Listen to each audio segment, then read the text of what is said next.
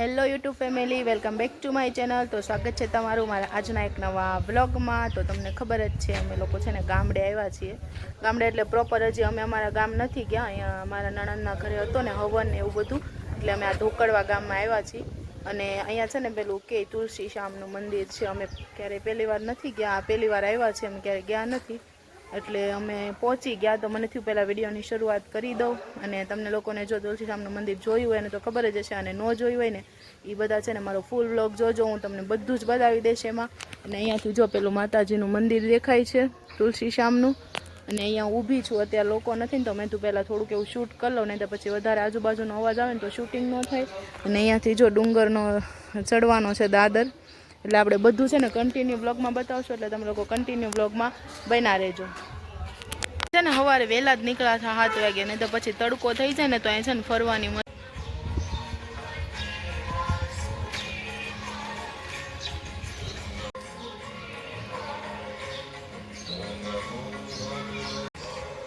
જો આ મેન મંદિર છે।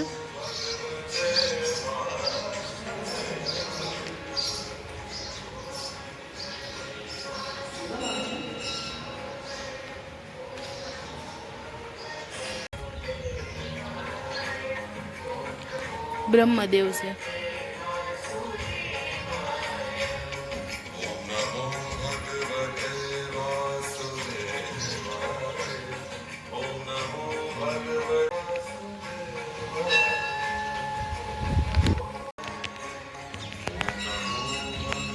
સીતારામદાસ બાપુજીનું મંદિર છે અહીંયા, પેલું તુલસી શ્યામનું હતું, અને આ જો અહીં બાજુનો નજારો છે।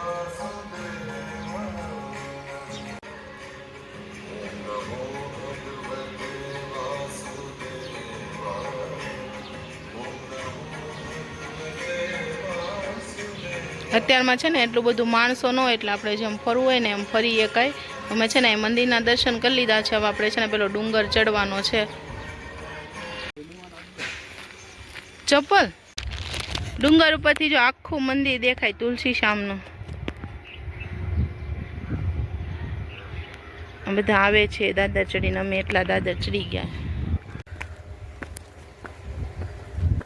આપણે દાદર ના ચડી આવવાનું બહુ થાક લાગ્યો, મોઢું આવે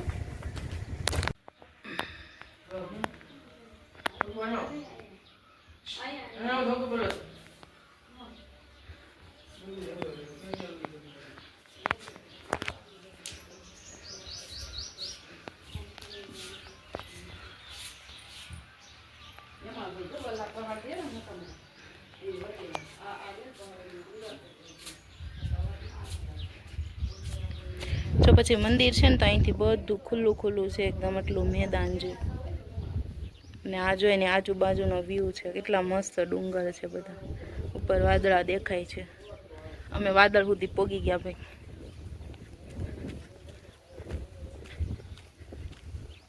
જો અહીં ધજા છે,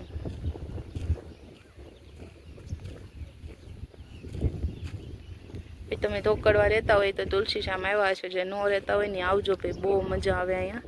ને અહીંયા છે ને ડુંગર વિસ્તાર છે એકદમ, અહીંથી આગળ હાલીએ કંઈ, અને અહીંથી ન જાવ, સિંહ એવો હોય તો બાપા ખાઈ જાય,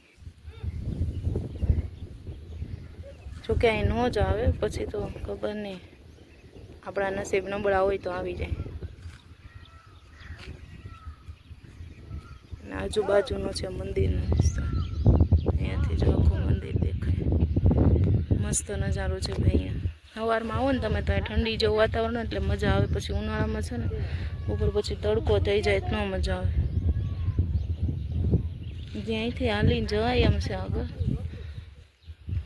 આપણે નહીં જવું, જો અહીંયા રસ્તો છે।